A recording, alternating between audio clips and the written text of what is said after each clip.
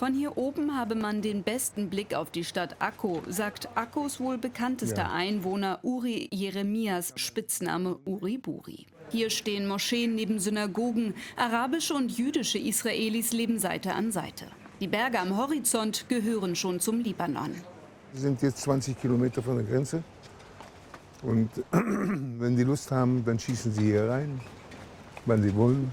Mit sie meint der 79-Jährige mit deutschen Vorfahren die Terroristen der Hisbollah. Zuletzt haben diese den Raketenbeschuss auf den Norden Israels massiv verstärkt. Schon auf dem Weg nach Akko fällt auf, mobile Schutzräume stehen nun überall entlang der Küste.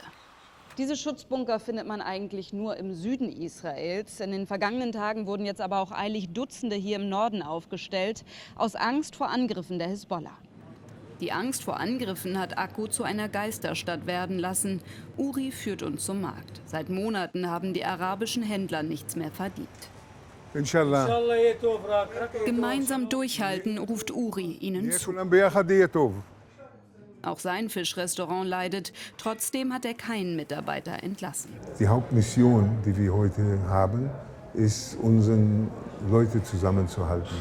Und hier arbeiten Juden und Araber und Russen und Ukrainer, Neueinwanderer und alle möglichen Leute von aller Welt.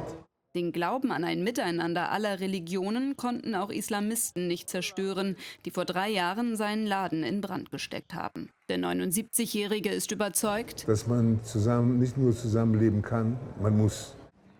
Dieser Optimismus ist bewundernswert. Hoffentlich bleibt er erhalten.